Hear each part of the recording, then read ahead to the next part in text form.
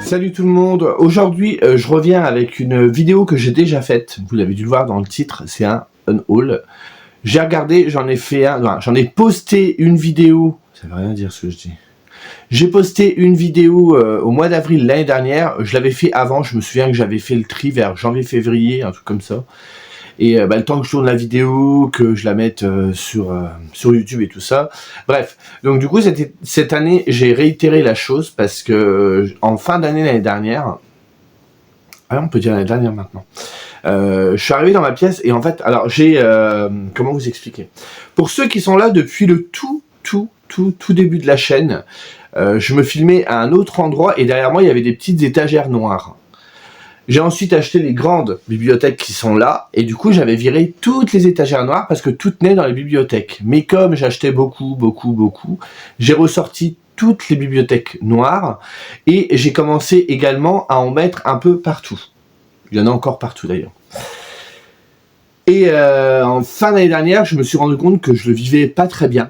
Je suis arrivé dans la pièce, j'ai vu qu'il y en avait partout. Alors quand je vous dis partout, j'ai un bureau, et en dessous du bureau, donc vous savez, vous avez le truc pour tirer, pour avoir le clavier, et en dessous je peux poser mes pieds. Là je peux plus poser mes pieds parce qu'il y a des livres, et le bureau était encombré de bouquins. Et là j'ai commencé un petit peu à me dire, c'était un petit peu anxiogène, donc j'ai dit il faut que j'arrête, là ça commence à être n'importe quoi.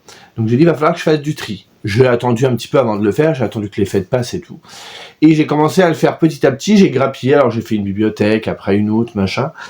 Et là il me reste juste une partie de mes livres lus. Donc ça je vous le montrerai pas en vidéo, c'est pas très grave, vous avez dû voir les livres de toute façon passer sur la chaîne. Ou alors c'est des livres que j'ai lus antérieurement, mais c'est pas grave. Et du coup j'en ai viré pas mal. Alors je l'ai fait en plusieurs fois, et là la dernière fois que je l'ai fait, honnêtement, heureusement que je me suis stoppé parce que je voulais dégager tout. Enfin, façon de parler, j'allais pas tout dégager non plus, mais vous voyez ce que je veux dire, j'en avais marre, j'en avais partout, ça commençait à me gonfler un petit peu. Donc j'ai quand même été assez généreux, et j'ai quand même viré pas mal de choses.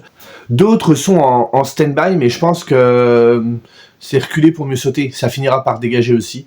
Bref, j'ai même fait cette fois-ci du tri dans les mangas.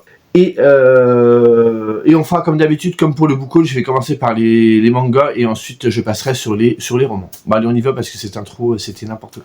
Tout d'abord, dans les livres lus, celui-là je suis sûr que je vous en ai parlé sur la chaîne, c'est Spider-Man Fake Red au scénario et au dessin Yusuke Ozawa, c'est chez Panini Manga, je l'ai lu, j'ai beaucoup aimé.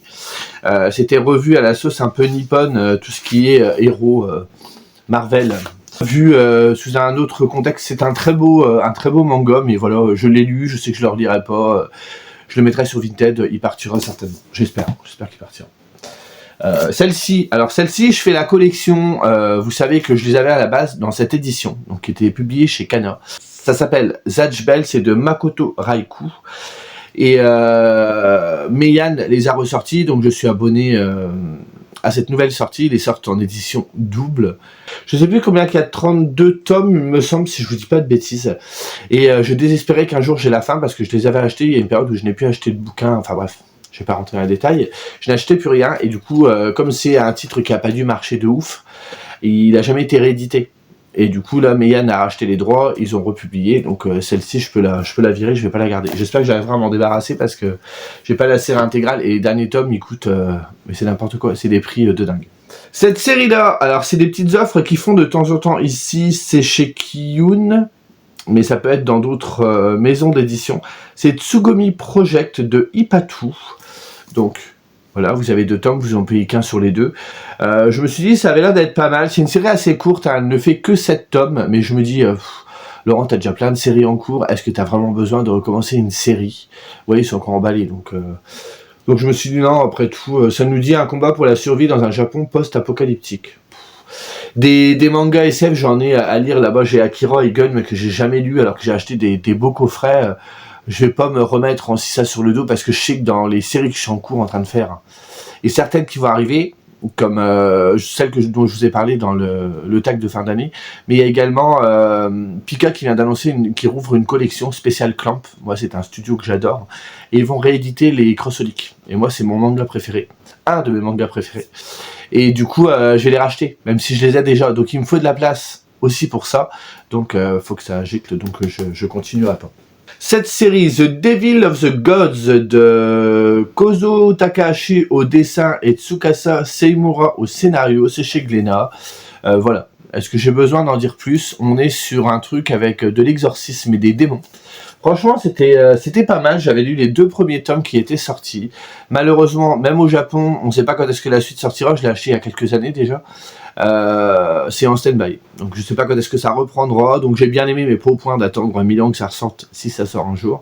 Je comprends pas que des maisons d'édition sortent les mangas sans avoir la fin. On est sur un manga édité régulièrement, donc ça va. Mais là, édité pré-publié régulièrement, ça va. Mais là, on ne sait pas, on n'a pas de nouvelles. J'en ai une autre aussi que j'ai qui s'appelle Man in the Window. Il y a 2 tomes qui sont sortis, une série qui est vraiment géniale. Le tome 3 n'est jamais sorti, je crois que je l'ai acheté en 2017. On ne sait pas s'il y aura une suite un jour, on n'a aucune info, je sais pas, il n'y a personne qui a été voir le mangaka pour lui demander ce qu'il en était. Donc celle-ci je la garde parce que je l'apprécie vraiment et j'espère vraiment qu'un jour la fin sortira. Mais celle-ci, ouais, on peut s'en passer et je m'en passerai. Cette petite série en 3 tomes divine de Kamome Shirahama, c'est l'autrice de l'Atelier des Sorciers. Ils ont sorti ça en parallèle chez Pika. Et c'était sympa, voilà, c'est en 3 tomes, c'est un manga assez humoristique, il y a toujours le trait assez sympa de la mangaka, mais voilà, je l'ai lu, je l'ai gardé un petit peu, et je me dis que je la relirai pas, c'était sympa, mais sans plus. Voilà, c'était juste pour le phénomène l'Atelier des Sorciers qui me l'a fait acheter. Celle-ci que j'ai achetée il y a un petit moment, c'est de Junya Inoue, c'est Ptoum, c'est chez Glénat. Toute la série est sortie, il y a une vingtaine de tomes, 23, 24, je ne sais plus. En plus, c'est rigolo parce que le dernier tome est divisé en 2, je crois. C'est pour ça qu'il y en a 23 ou 24, où il y a une fin alternative. Et moi, je l'avais acheté parce que de Junya Inoue, j'avais lu Otogi Matsuri, que j'ai surkiffé, qui n'est plus disponible actuellement, à part si vous allez en bibliothèque, vous pourrez peut-être le trouver, que j'avais adoré, qui était en 12 tomes, et je me suis dit, tiens, je vais me lancer dans celle-ci. Ici, on est un petit peu un Battle Royale avec des bombes. J'avais lu les 3 premiers tomes que j'avais beaucoup aimé. On reconnaît très très bien le trait de dessin de l'auteur. Mais voilà, c'est une série hyper longue. Ça fait des années que j'ai commencé à acheter. J'ai jamais acheté la suite. Je me suis dit, allez Laurent, faut arrêter quoi. Donc je m'en sépare aussi. Celle-ci, Family Compo de Tsukasa Ojo. Ici, c'est une édition de luxe. C'est une réédition chez Panini Manga. C'est sorti il y a des années, hein, c'est vieux. Alors, je sais pas de quand ça date exactement. Je sais pas s'il y a la date de publication d'origine. 96. Donc il est ressorti il y a quelques années chez Panini, parce que Panini, il y a une période où ils allaient pas très bien au niveau de la maison d'édition. Ça va mieux parce qu'entre autres, ils ont sorti Demon Slayer qui les a beaucoup sortis de la panade. Et ils avaient réédité certaines séries. Et là, en fait, F-Compo est en train de ressortir en édition double. Ils viennent de finir City Hunter. Alors, il y avait Cat Size aussi. Je sais pas où ça en est, parce que c'est le même auteur. Et là, ils ont commencé à ressortir Family Compo. Vous verrez, je vous montrerai. Ah ben non, vous l'avez peut-être déjà vu, et le bouquin a déjà dû être posté, parce que je ne l'ai pas encore tourné au moment où je vous parle. Mais vous avez déjà dû le voir. Et il est ressorti en double. Donc j'avais pris le premier tome 9, et j'avais les autres tomes, le 2, 3 et le 4, que j'avais trouvé sur Vinted, mais le dos était jauni, un peu jauni, sale. Ça me gênait un petit peu, et quand j'ai appris qu'il est ressorti en double, je dis je vais revendre ceux-là, je vais me les prendre en double. J'espère que j'arriverai à m'en débarrasser aussi. Et la dernière série dont je me débarrasse, c'est The Promised Neverland, dont je vous ai parlé sur la chaîne. Il y a 20 tomes, c'est une série qui a beaucoup marché, c'est chez anciennement Kazé, maintenant Kazé, ça s'appelle Crunchyroll. Série vraiment sympa. Franchement, même le dessin de Pozuka, c'est ça, hein, Pozuka Demizu, était vraiment cool. Je trouve que le dessin est sympa, l'histoire est cool. 20 tomes, c'est suffisant, on s'ennuie pas, il se passe plein de choses. J'avais même acheté à l'époque parce que j'aimais beaucoup. Il y avait des coffrets collector, donc il y a 4 coffrets comme ça, plus un autre coffret, bon je vous montre pas, il est là-bas. Et en fait, dedans, vous aviez un roman, donc qui est dans l'univers du manga. Vous aviez, maintenant c'est le dernier tome en plus. Vous aviez le dernier tome donc du manga, vous aviez un roman un petit peu sur des personnages annexes, et vous aviez un marque-page en métal. Et là, pour ce tome-là, en cadeau, vous aviez aussi des petits bracelets, donc qui va mettre ça, franchement. Bref, je les ai même pas déballés. Et j'ai acheté ça parce que c'était vite en rupture, et les coffrets, j'en faisais rien. Au final, je me suis dit, vas-y Laurent, t'en fais quoi, t'en feras rien, revends-les. Mais c'est vraiment des beaux coffrets, hein. Voilà, ça fait vraiment des beaux objets. Mais vous voyez, là, c'est le coffret collector numéro 3. Mais bon, au bout d'un moment, je me dis, Laurent, faut se rendre à l'évidence. Ça prend de la place pour pas grand-chose. Et vaut mieux la vendre. Faut que je regarde, parce que j'ai toujours peur de vendre... parce qu'il y en a qui vont spéculer et qui ils vont vendre ça hors de prix. Je vois pas l'intérêt d'aller arnaquer les gens. Moi, ça me merde de moi. Donc, je me dis que je vais les revendre. Alors, combien, j'en sais rien. Je vais essayer de voir combien que ça coûtait. Je crois que ça coûtait 15 ou 20 balles. Les faire peut-être moitié prix. Je vais voir. Je suis en train d'étudier la question. En manga, il y a également celui-ci, la légende d'Amo, chasseuse de dieux de Nobuaki Tadano. C'est publié chez Mangetsu. C'est un titre qui vient de sortir, je crois, en décembre ou en novembre, que je voulais absolument lire. Je vous en ai parlé en book haul, je l'ai lu au mois de janvier. C'était ma première lecture de janvier. C'était vraiment sympa. Les dessins sont vraiment jolis, hein, on va pas se mentir. J'ai bien aimé, mais pas au point de le garder. Donc je me dis que autant battre le fer tant qu'il est chaud. Si je le mets sur Vinted, celui-là, je suis sûr qu'il va partir très vite. Enfin, j'espère. Donc je vais m'en débarrasser parce que je vois pas l'intérêt de le garder si j'ai pas non plus surkiffé l'histoire. Donc voilà pour tout ce qui est manga. Alors concernant les romans, faut savoir que j'ai trié énormément de livres. Je crois que ma pile à lire était dans les 1600 sur Livre Addict et là elle est redescendue à 1400, je sais plus, 1480 ou quelque chose de ça. Tous ou plus ou moins, la plupart d'entre vous ont un compte Livre Addict. Et vous avez le nombre de pages en bas. Et moi comme j'ai énormément de livres, j'ai plus de 30 pages. Donc quand je fais tout un par un, c'est très long. Et j'oublie des trucs. Et je sais qu'à mon dernier unhaul, j'avais oublié de virer des bouquins. Je m'en suis rendu compte, j'en ai reviré. Et là, j'ai refait les pages une par une. Alors, je suis pas à l'abri d'une erreur. Et j'ai reviré celle du jour. C'est pour ça que la pile a autant diminué. Enfin, autant. 1400, c'est encore énorme, hein, on est d'accord. Et du coup, je vais pas tout vous montrer. Ça n'a pas d'intérêt pour moi. Et j'ai essayé à chaque fois d'essayer de choisir un titre qui a une justification différente et vous expliquer pourquoi je m'en débarrasse. Tout d'abord, celui-ci que j'ai dans ma palle depuis très longtemps, c'est Les Magiciens de Lev Grossman chez La Talente. J'avais acheté ce titre parce que moi je regardais The Magicians, la série adaptée de cette trilogie, que j'avais bien aimé. J'ai jamais regardé la dernière saison d'ailleurs. Mais voilà, je voulais lire le roman, et puis les années passent et repassent et repassent, et puis au final je le fais pas. Donc au bout d'un moment, faut se rendre à l'évidence que je le lirai jamais, je pense. Et puis l'engouement que j'avais autour de la série s'est un petit peu estompé. Mais au niveau du livre, au pire, je le rachèterai, je le retrouverai bien d'occasion, un de ces quatre, si j'en ai vraiment envie, mais il paraît que c'est assez spécial, donc à voir. Cette petite autrice dont je vous parle régulièrement, Marie-Bernadette Dupuis, dont j'ai commencé, vous savez, le Moulin du Loup, il y a des années que je n'ai pas terminé. Et là, actuellement, je vous dis, j'ai le Moulin du Loup, la suite Abigail et la suite là. J'ai aussi la Galerie des Jalousies. Et j'en ai une autre de l'autre côté, c'est Lara, au-delà de tout soupçon, je ne sais plus trop, que j'avais acheté chez Françoisir avec un petit jaspace qui est très joli, très simple mais très joli. Et en fait, je me suis laissé emporter par l'engouement quand j'ai lu les 3 premiers tomes du Moulin du Loup que j'avais adoré.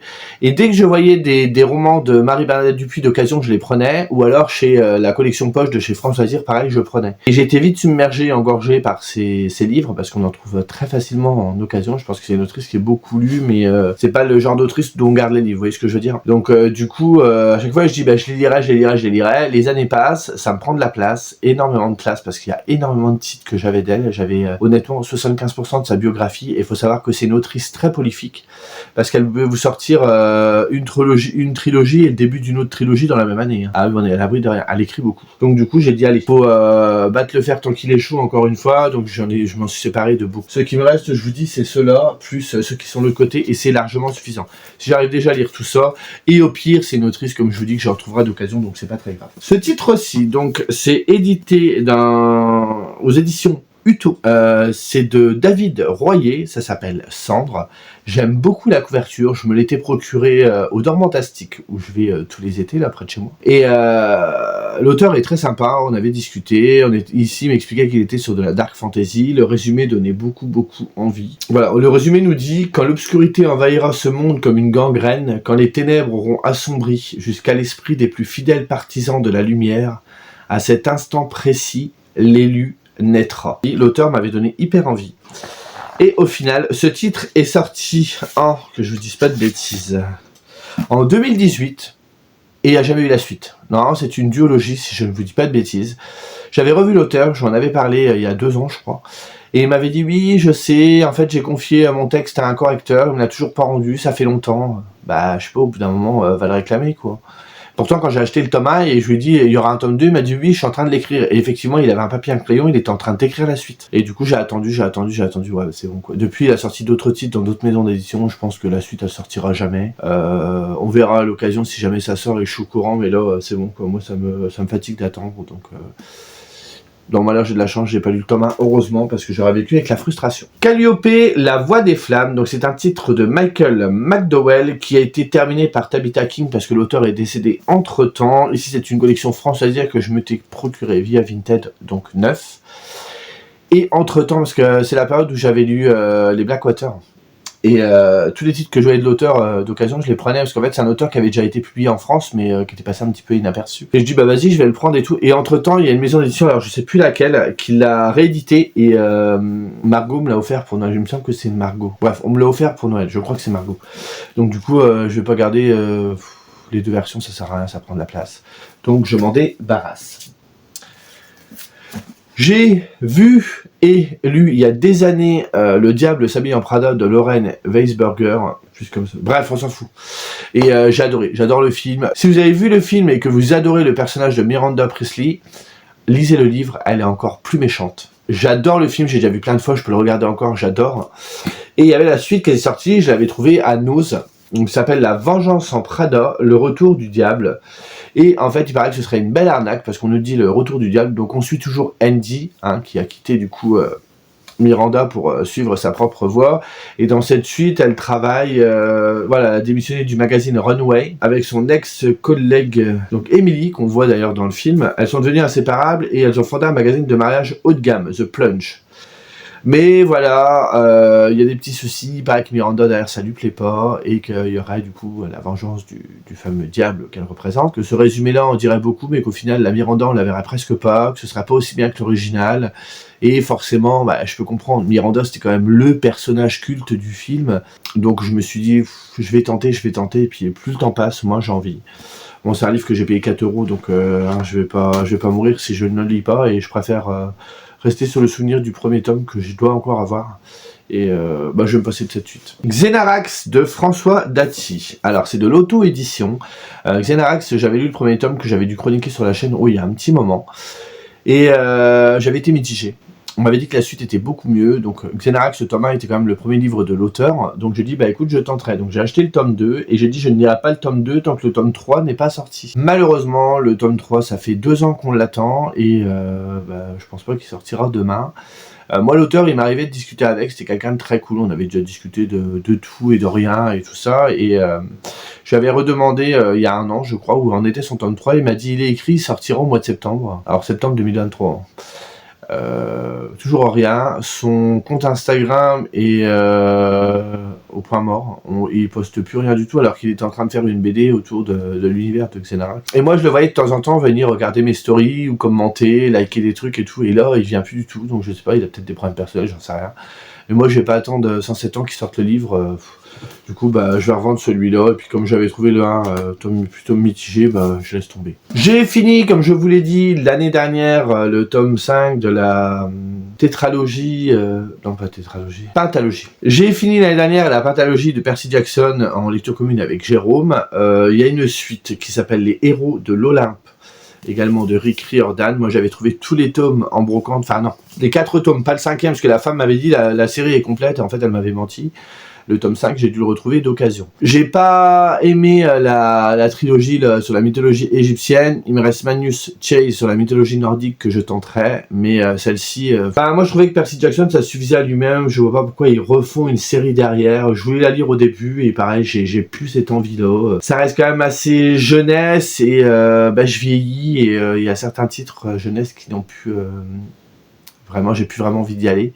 Donc je vais m'en séparer, elle m'aura pas coûté cher donc c'est pas très grave, et je tenterai juste celle de Magnus Chase. Si ça ne marche pas, je m'arrêterai là avec cet auteur. Alors là on est sur des petites pépites, ça doit faire partie des premiers livres que j'ai achetés influencés par les chaînes Booktube. J'ai découvert Booktube en 2017-2018, je ne sais plus, après les autres, je sais qu'il y en a ça faisait déjà des années qu'ils connaissaient, et forcément comme tout le monde, quand j'ai découvert les chaînes, ben, les gens me donnaient très envie d'acheter des livres, donc je me jetais sur les livres qu'ils conseillaient.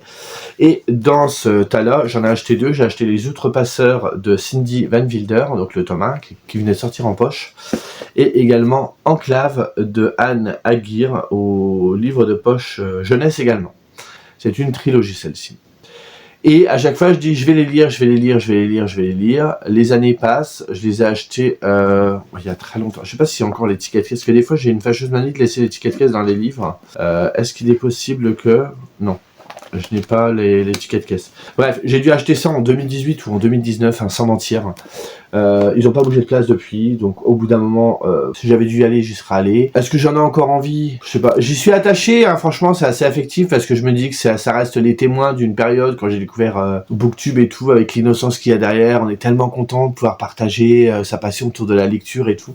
Et c'est un peu passé derrière moi, ça. Maintenant, j'ai envie de retrouver un petit peu ma tranquillité. Oui, bon, je suis sur YouTube, je suis sur Insta, je partage avec les copains et les copines, ok. Mais pas de la même intensité qu'avant. Et du coup, je me dis que... Pourtant, ça, il paraît que c'est bien. J'ai entendu beaucoup de bons échos. Mais ouais. Voilà, c'est encore une trilogie et une tétralogie à acheter. Ça me fatigue un peu. Ça, c'est une série pareille que j'avais découvert à Nose qui s'appelle Tom Quest. C'est de Michael Northrop. Ici, c'est le tome 1, le livre des morts. C'est publié, c'est Bayard Jeunesse. Je trouve que les livres sont absolument sublimes. J'avais tout trouvé chez Nose, c'est-à-dire j'avais payé ça 2 €. Les 3 premiers, il y a 5 tomes, c'est une pentalogie. J'avais trouvé les 3 premiers tomes en grand format et les 2 derniers étaient sortis en poche. J'avais tout trouvé, j'étais hyper content, j'avais dit je les lirai, je les lirai, je les lirai. Et en fait, encore une fois, c'est du jeunesse. Et je me rends compte avec le temps que le jeunesse, c'est pas pour moi en fait, surtout dans le fantastique. Moi je vous dis, j'aime bien tout ce qui est, alors young adulte, pas jeunesse, mais en tout ce qui est un petit peu romance contemporain, ça ne me gêne pas. En fantastique et tout, à chaque fois, ça ne marche pas. Donc j'ai pas envie de tenter, je vais laisser tomber aussi, même si franchement l'objet livre est superbe. Bon, là je sens qu'il y en a qui vont faire un malaise, mais tant pis, voilà, pour moi c'est comme quoi, une populaire opinion, comme on dit. Je me débarrasse des 3 premiers tomes de Mémoire de la forêt de Michael Brun Arnaud. Donc ici j'ai pris le tome 3, alors j'ai les 2 autres aussi, hein. D'ailleurs les 2 autres je les ai lus. Le premier était cool, j'avais bien aimé. Le deuxième j'ai pas adhéré du tout, je trouvais que l'histoire c'était extrêmement répétitif par rapport au tome 1, c'est exactement le même schéma narratif. Les personnages, espèce de chasse au trésor, aux infos, à la recherche de pourquoi, du comment, et c'est exactement la même trame que dans le tome 1. Je trouvais que les sujets abordés m'avaient moins touché. Celui-là, je l'ai pas lu. Je l'avais acheté en même temps que le 2. J'aurais peut-être dû m'abstenir. Hein. J'ai voulu me dépêcher et puis voilà. Alors, des fois, il vaut mieux rester sur la réserve. Je garde encore en tête l'idée de ne plus acheter une saga entière, mais un tome par un tome. Sauf si c'est de l'occasion, on s'en fout. Et là, je les ai achetés neufs, quoi. Et du coup, j'avais attendu. Avec le tome 2, ça m'avait refroidi. Alors Freddy, on est sur l'hiver.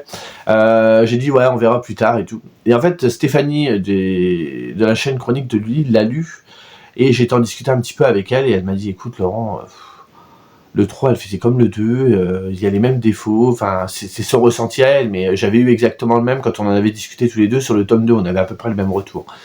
Donc je lui dis écoute, tu m'as convaincu, j'ai plus envie d'y aller du tout, quoi. J'avais déjà pas envie d'y aller beaucoup, mais là je crois qu'elle a enterré le truc. Donc je lui dis écoute, je vais pas me forcer à lire ça, j'en ai pas envie. Il y a des gens qui ont adoré, tant mieux pour eux. Je sais que ça je peux le mettre sur Vinted, ça va très vite partir, j'espère. Donc je les mettrai, et puis ça ira chez quelqu'un qui en profitera beaucoup plus que moi, et qui d'ailleurs recevra ce livre, enfin même les 2 autres, hein, je les ai lus une fois, je suis pas quelqu'un qui abîme ces livres, vous voyez, c'est des livres avec des très belles illustrations de Sanoé, et qui fera plaisir à quelqu'un qui l'appréciera beaucoup plus que moi. Et pour finir, sur la chaîne, je vous ai publié il y a peut-être 2-3 ans, je ne sais plus, parce que la chaîne au mois de mai a déjà 4 ans, une réception Ulule. Encore une fois, c'est un projet Ulule que j'ai fait sous influence, pas de moi-même. C'était une booktubeuse, alors je ne sais plus exactement laquelle, qui a dû en parler, et qui a dit il fallait participer, ça a l'air d'être trop bien et tout. Bon, elle a réussi à me vendre le truc, du coup participer au financement. Et le livre est arrivé, et déjà la taille du livre me fait peur, le livre est énorme, c'est ce livre-ci.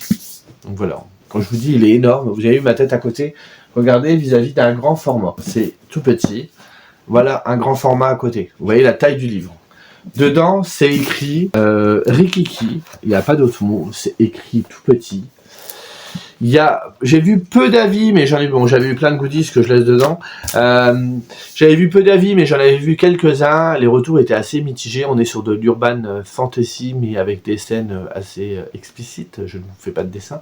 Et il était accompagné d'un petit recueil de nouvelles dans le même univers qui s'appelle Abjectalia. Je croyais que je l'avais, mais je l'ai pas pris, donc bref, c'est pas grave. Et le temps passe, le temps passe. Là, c'est un tome 1, le tome 2 n'est jamais sorti. Alors, je crois qu'il est sorti sous un autre format, mais du coup, le livre-là, il a pas dû bien se vendre. Mais en même temps, il n'était pas donné, hein. On était quand même sur du 35 €. Je me rends compte, voilà, après coup, que je l'ai acheté parce qu'on m'a influencé à l'acheter et que j'en ai pas vraiment envie à la base. Donc, je vais m'en débarrasser aussi. Sachez que là, vous avez vu vraiment la partie immergée de l'iceberg. Il y a vraiment beaucoup plus de livres. Il va falloir que je m'organise à en mettre une partie sur Vinted. Maintenant, c'est pareil. Vinted, j'essaie de mettre vraiment des titres qui sont susceptibles de partir et pas tout et n'importe quoi parce qu'il y en a, les gens ne regardent même pas.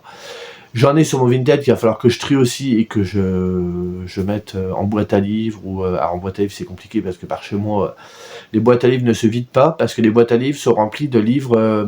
On n'est pas sur un partage. On est vraiment sur je vide mon grenier et je mets mes vieux livres qui sentent le moisi, quoi. Donc, du coup, les livres en boîte à livres ne partent pas. Au pire, j'irai chez Emmaüs. J'attendrai d'être en vacances. Je suis en vacances au mois de mars. Je prévoirai le coup avant, je prendrai tout. Et comme j'ai fait une fois, la première fois, j'avais mis quelques titres sur Vinted et le reste, j'avais été le foot à Emmaüs. Au pire, eux vont les revendre et avec les dons, ça servira à quelqu'un qui est dans le besoin. Donc, au final, c'est une bonne cause. Et voilà. Et là, j'ai vraiment dans l'optique de moins nourrir ma palle cette année. Hein. J'ai vraiment ce changement qui s'opère vraiment en moi. Je le sens vraiment différemment. C'est pas une lubie comme les fois précédentes. Vous l'avez vu dans le dernier book-haul, j'ai été extrêmement sage. J'ai fait peu d'achats ce mois-ci, hein, notamment neuf. Il y a beaucoup de cadeaux. Donc faut que je continue dans cette optique et honnêtement je sens que j'ai pas envie d'acheter plus que ça. J'arrive à aller quand je sors du boulot, pour tout vous dire, je passe tous les lundis au centre culturel pour aller chercher le magazine télé de mes parents et du coup il y a une librairie à côté. Donc c'est le centre culturel de Leclerc, donc je fais toujours le tour. Et j'ai même plus envie d'acheter de livres. Je les regarde, il n'y a pas de livre qui me tente plus que ça, j'arrive à me contenir.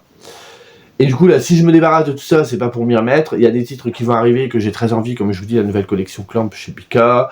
Il y a quelques mangas qui arrivent que j'ai vraiment très envie de faire. Mais au niveau roman, ouais, j'ai pas vraiment d'envie plus que ça. Et puis tant mieux.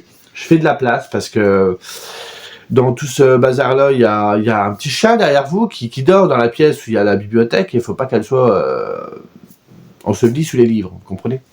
Bref, sur ce, j'espère que ce petit haul vous aura plu. Et je vous dis à plus tard.